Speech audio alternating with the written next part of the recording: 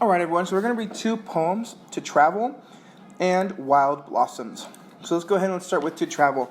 I'm going to keep it on this, so if you need to screenshot it and zoom in, that's fine. Let's go ahead and start.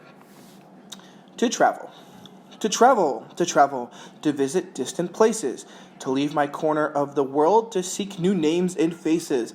Adventure, exploring foreign lands.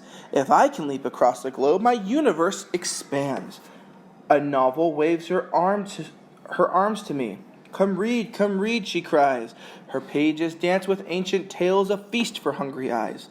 The paintings on museum walls are begging me to tour. Leave your home and live our scenes, a grand exchange for sure. To travel, through timeless books and art. I enter and experience a life so far apart. I sail across the seven seas, my heart soars like a bird. And soon I'm hearing languages I've never ever heard. Far across the seven seas, aromas fill the air. Foods I've never ever tried are eaten everywhere. Music blares a different tune and strange new clothes are worn. Parents pass on customs to the young ones who are born. I've traveled, it's left me more aware, a valuable connection to the universe we share. By reading books and viewing art, I've learned a thing or two. The world was made not just for me, but made for me and you. All right.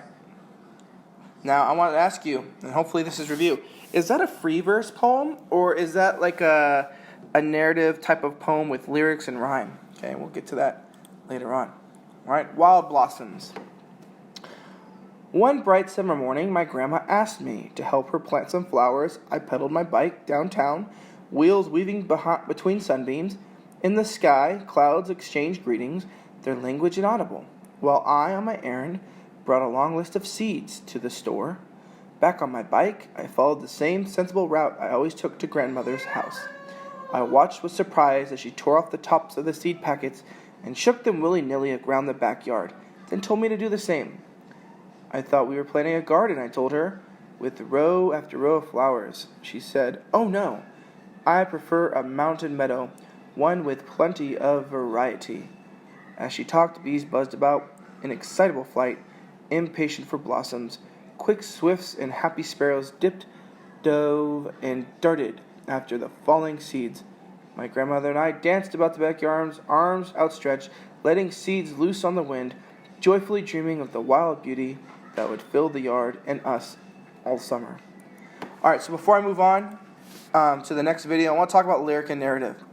So lyric poetry expresses personal thoughts and feelings, has a musical quality that may include rhyme and rhythm, often contains imagery. Narrative poetry tells a story, has characters, and dialogue may have meter, often contains imagery.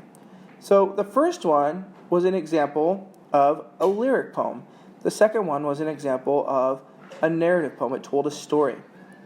So I can tell that To Travel is a lyric poem expressing the speaker's personal feelings. Wild Blossoms is a narrative poem that tells a story. Both poems contain imagery or words that create a picture. So like the line, "My heart soars like a bird," expresses the speaker's feelings about traveling the world. And the line, "I sail across the seven seas," shows imagery of traveling.